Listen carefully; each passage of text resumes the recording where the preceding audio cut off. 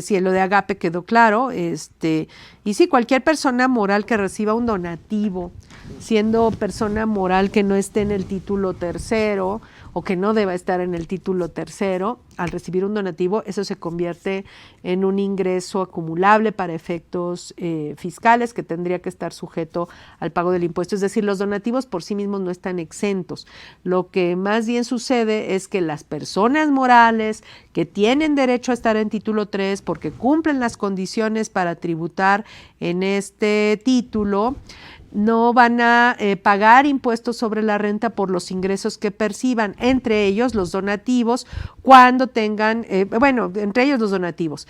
Y con mayor razón si son donatarias autorizadas para recibir donativos deducibles en el ISR. Aunque, por ejemplo, siendo de estas de título tercero, que les están diciendo que por regla general no van a pagar el impuesto, si les dan un donativo, pues en principio no estaría sujeto al pago del impuesto, aunque no sean donatarias, siempre y cuando se trate de una persona moral que cumpla los requisitos para tributar en términos de este título tercero, porque la regla general para estos del título tercero es que no son contribuyentes del impuesto. O sea, el Colegio de Contadores de México puede recibir un donativo y no pagar impuestos sobre la renta por el mismo, sin que necesariamente el Colegio de Contadores sea donataria autorizada para recibir donativos deducibles. Esa es la regla general. Claro que hay excepciones, porque vamos a ver que más adelante les dicen que si realizan operaciones con no miembros en más de un 5%, entonces tendrán que pagar impuestos sobre la renta sobre esas cantidades en términos del título 2. Entonces, en principio no pagarían impuesto el Colegio de Contadores por eso donativo, porque por regla general no son contribuyentes del impuesto, pero hay que ver si no caen en ese supuesto de ese párrafo, de esa regla del 5%, del 10% para las donatarias, que también aplica en ese supuesto. Pero eso lo vamos a comentar más adelante. Dice aquí María de la Luz, el complemento de CFDI, al CFDI solo aplica para los ingresos por donativos. ¿Cuál sería el fundamento legal? Bueno, es que los complementos existen para una lista específica de conceptos. Esta lista, y puede ser, en función al tipo de operación que se realice, puede existir o no la obligación de expedir un CFDI con un complemento. Digo, por ejemplo, el CFDI de la nómina, pues es un CFDI en general con un complemento de nómina. Para expedirlo, pues tengo que emitir el CFDI con el complemento de nómina, ¿sí? Y eso solo lo voy a hacer siempre y cuando pues yo pague salarios, pero si no pago salarios, pues no tengo que emitir ese CFDI. La lista de los CFDIs, de los complementos que se agregan a los CFDIs, está en la página del SAT, factura electrónica, ver más, cambios a comprobantes, y ahí viene la lista de complementos. El complemento de pagos, por ejemplo, también es una condición. La lista, ay Dios, espérenme, esta es la de recepción de pagos. No, perdón, aquí me fui el complemento de pagos. Se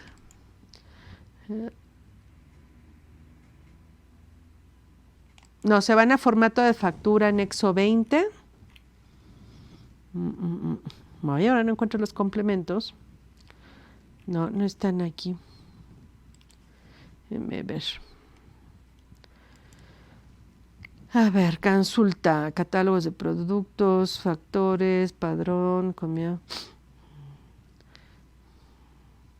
Aquí está, perdón, es en la página del SAT, factura electrónica, consulta, y aquí viene consulta los complementos y complementos concepto de factura.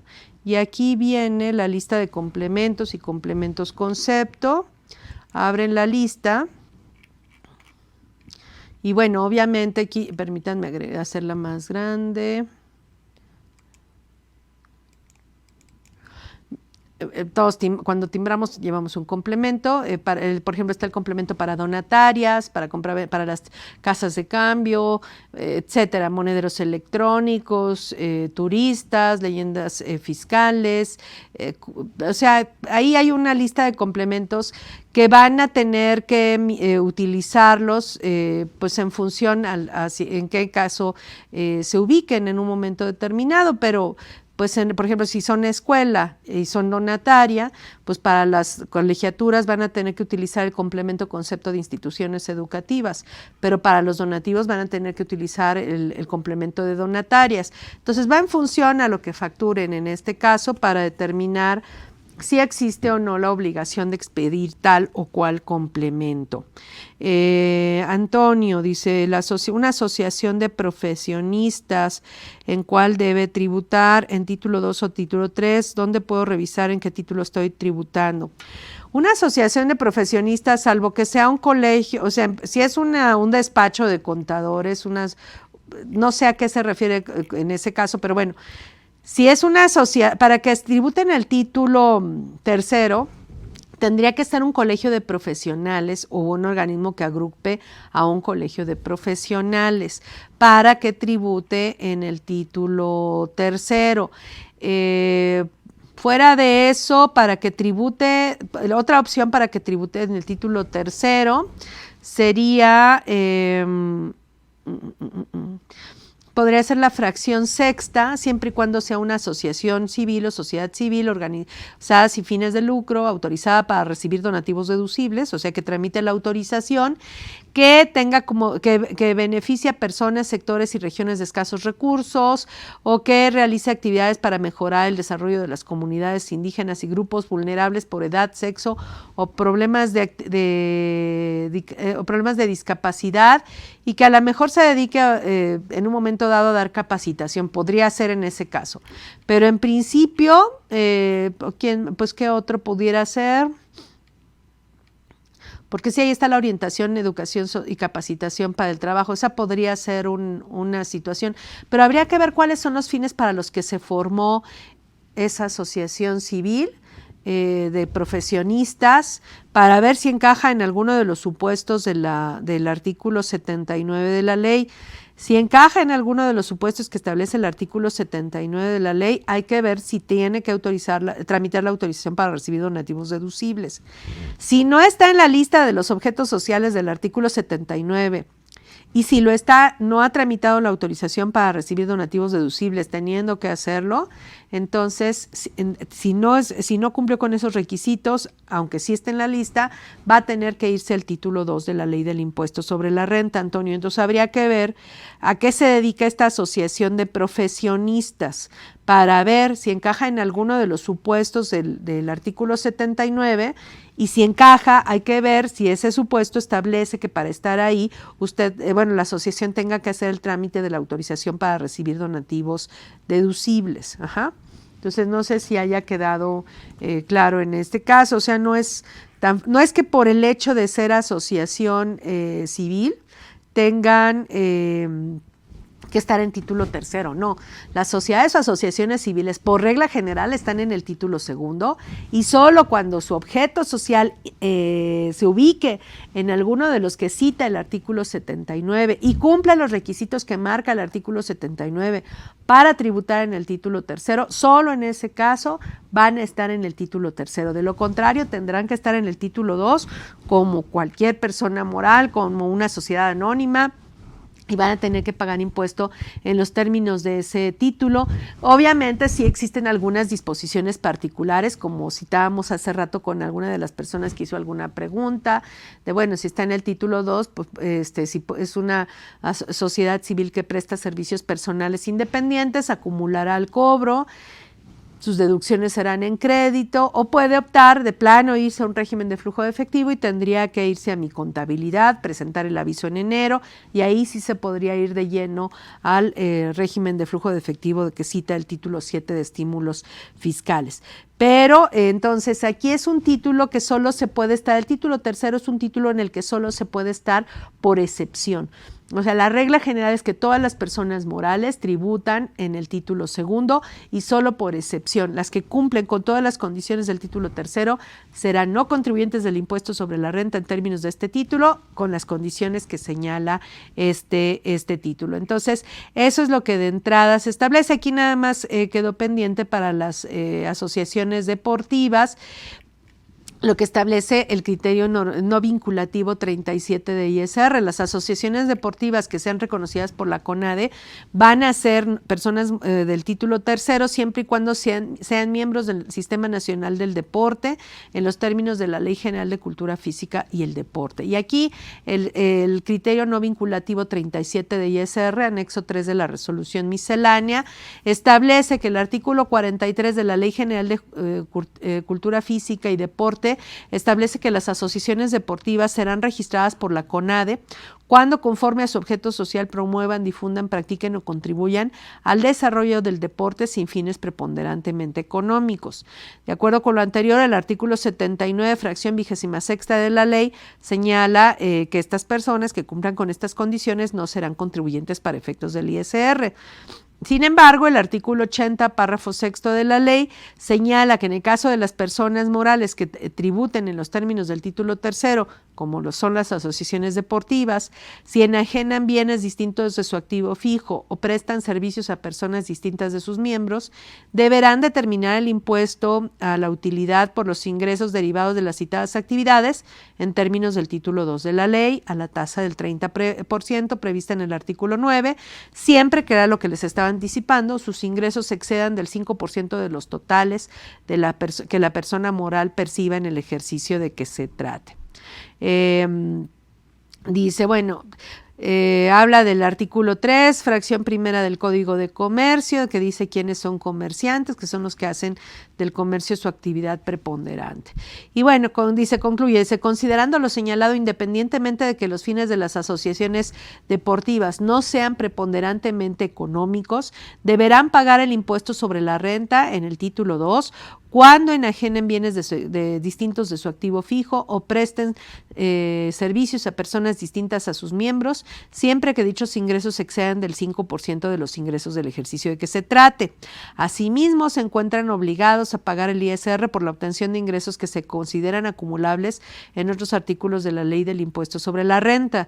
Dice, al respecto, se ha observado que algunas asociaciones deportivas realizan actos de comercio sobre las cuales no calculan ni pagan el impuesto sobre la renta en los términos del título 2, tales como contratos de patrocinio, de uso o goce temporal, cesión de derechos, entre otros. Por lo tanto, se considera una práctica fiscal indebida las asociaciones deportivas que no consideren ingresos por los que están obligados al pago del ISR, los obtenidos por actividades comerciales y derivado de la práctica anterior no determinen el ISR en los términos del título 2 de la ley del impuesto sobre la renta. Aquí yo diría, yo señalaría que bueno, si su objeto social no se los impide, sí podrían realizar estas actividades, podrían obtener estos ingresos y en todo caso,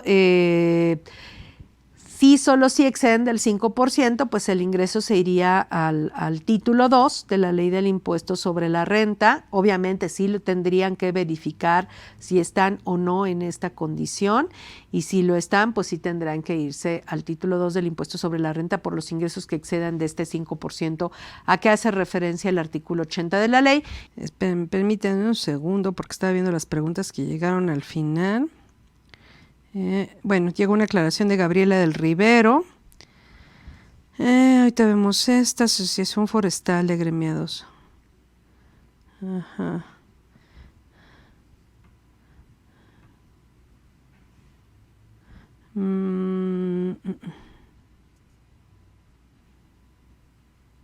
Bueno, ahorita vamos a hablar de esto. Pero bueno, aquí respecto a lo que decían, respecto a una CLUNY que ya lo estuve buscando en internet. Esto es una constancia que otorga la Secretaría de Desarrollo Social. Es la clave única de inscripción, que es un instrumento indispensable, dice, para que las organizaciones de la sociedad civil OSC puedan acceder a los apoyos y estímulos del gobierno federal y facilitar el cumplimiento de sus actividades. En este caso, esta clave se las otorga, por lo que entiendo, la Secretaría de Desarrollo Social y dice que las actividades que apoyan son asistencia social, alimentación cívicas, asistencia jurídica, etcétera, que son parte de los apoyos que establece pues de alguna manera el artículo 79 de la ley y aquí les dice cómo obtener esta CLUNY. Ahora, esta CLUNY Ya en materia de impuesto sobre la renta, lo único que lo que les serviría es para hacer el trámite de donatarias autorizadas, porque en la ficha de trámite, que es 15, si no mal recuerdo, déjenme ver cuál es. Sí, en la ficha de trámite 15, solicitud de autorización para recibir donativos deducibles, dentro de los documentos que van a agregar al listado de documentos para acreditar las actividades a las que se dedican en el caso de instituciones de asistencia o beneficencia, les dice que en el caso de, si su tipo de actividad es asistencial, deberán entregar, si son instituciones de asistencia privada, tendrían que, dice, la constancia de inscripción o registro ante la Junta de Asistencia Privada u órgano análogo, que estos son organismos locales a nivel de entidad federativa.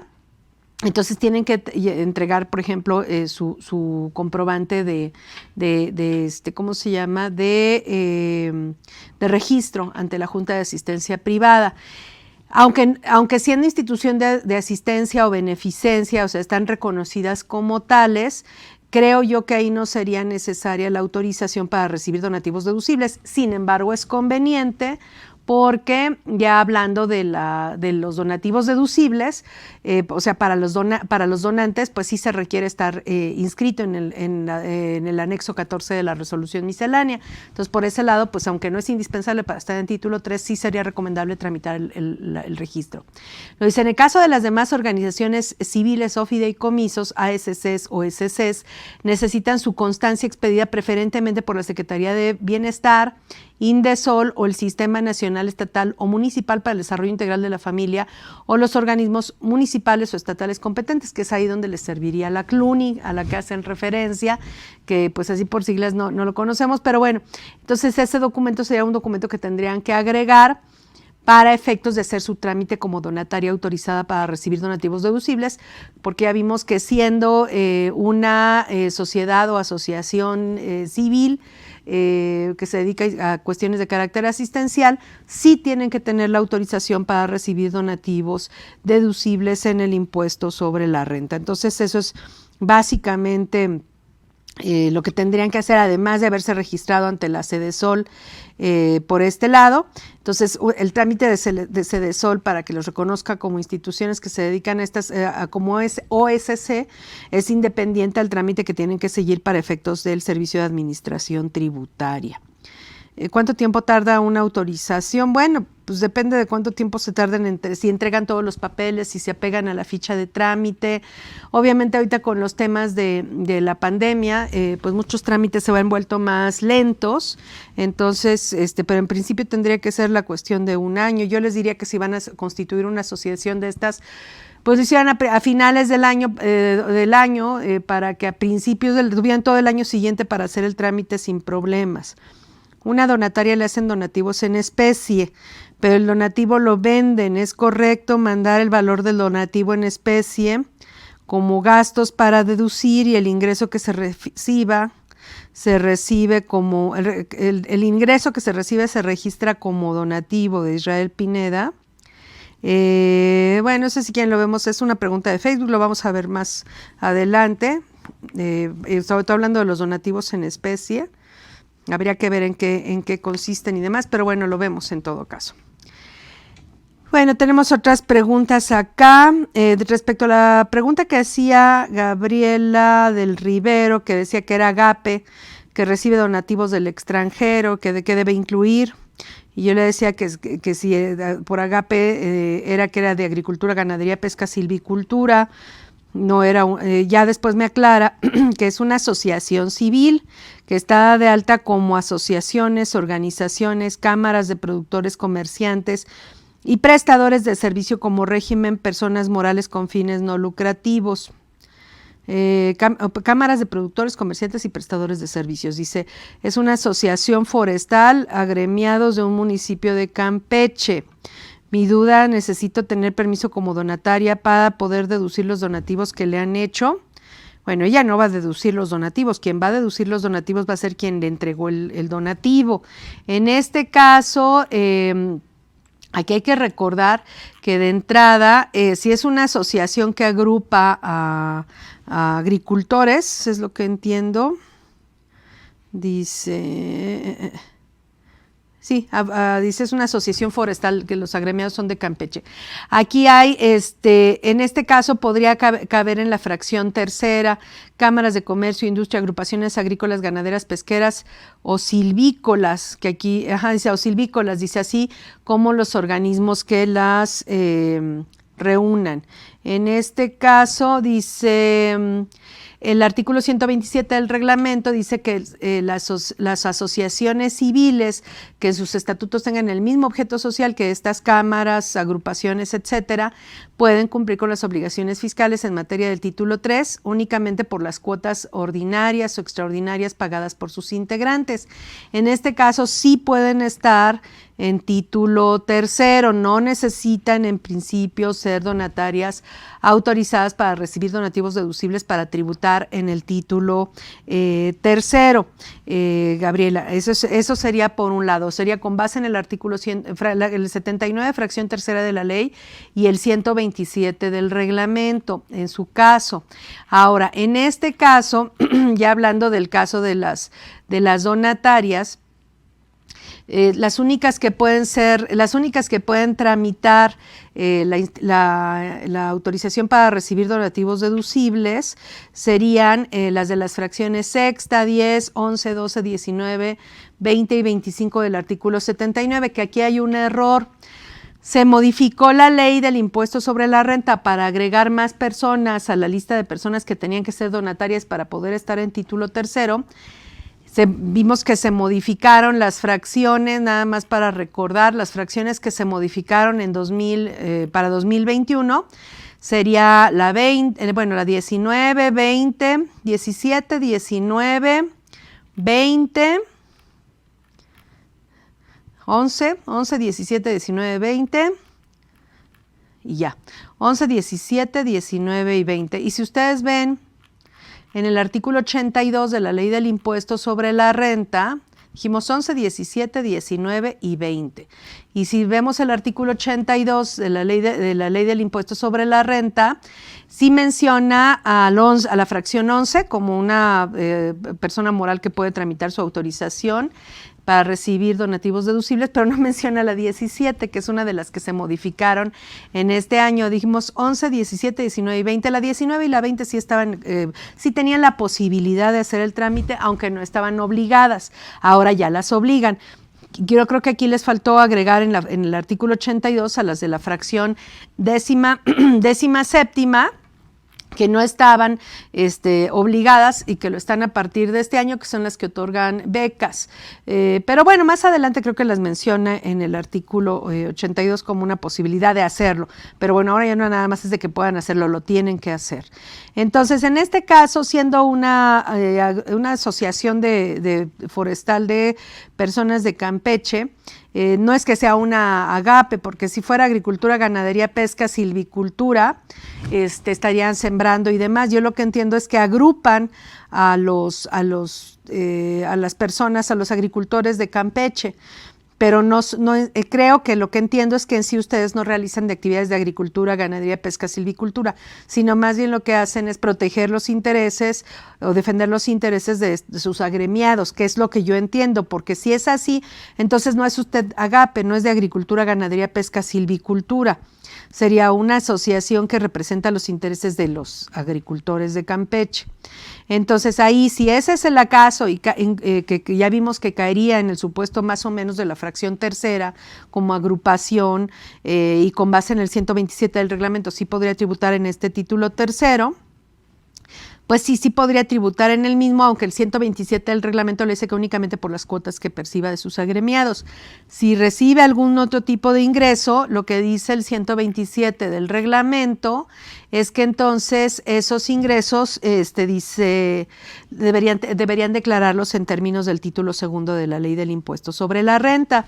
El formato, bueno, aquí hay otra cosa que ver. Me voy a la ley más bien, al artículo 86, porque aquí está revuelto con el material y obviamente está un poquito más enredado con otras disposiciones.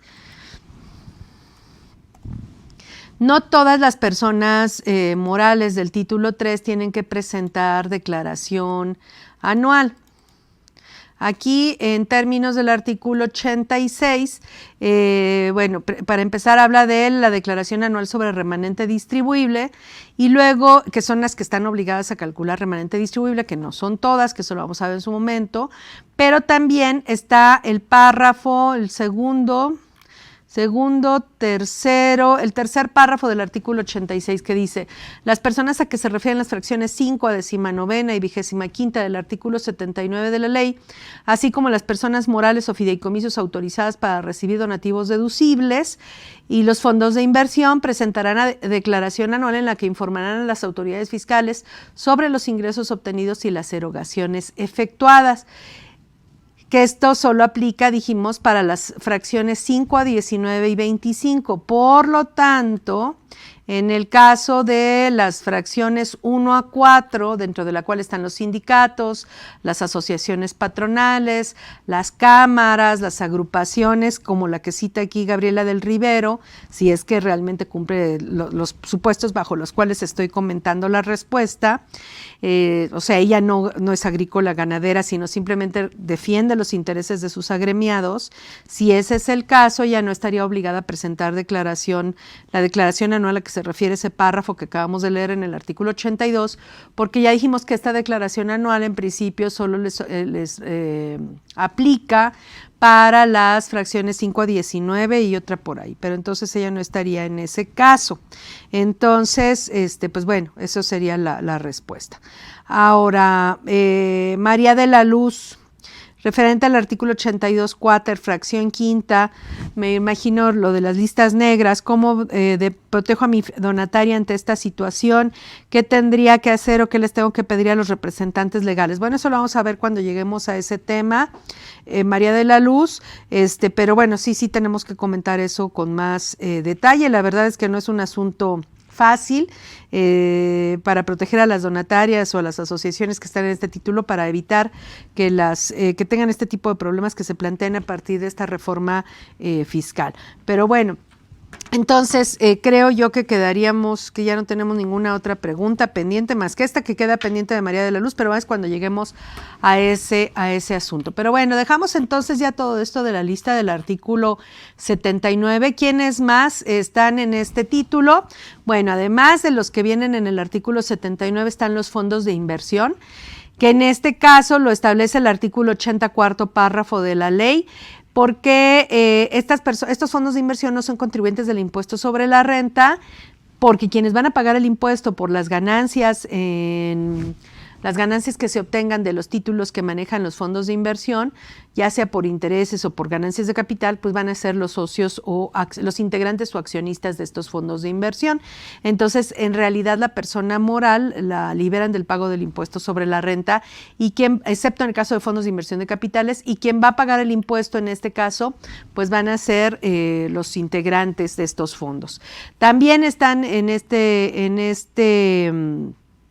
este título las fundaciones, patronatos y demás entidades cuyo propósito sea apoyar económicamente las actividades de personas morales autorizadas para recibir donativos deducibles en los términos de esta ley, siempre que cumplan los siguientes requisitos. Por ejemplo, está la fundación, ¿cómo se llama? Por ejemplo, hay una escuela, el Colegio García Conde, si no mal recuerdo, que tiene una fundación que es la que lo apoya. Entonces, el colegio como escuela pues puede ser donataria autorizada para recibir donativos deducibles y tributará en el título tercero.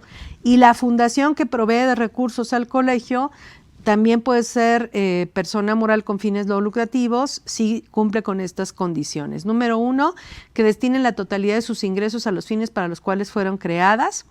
Esto debe constar en la escritura constitutiva de la persona moral de que se trate con el carácter de irrevocable y los establecidos en este artículo, salvo lo dispuesto en su fracción primera. Esto es lo que dice el artículo 82, que es lo de tramitar la autorización para recibir donativos deducibles.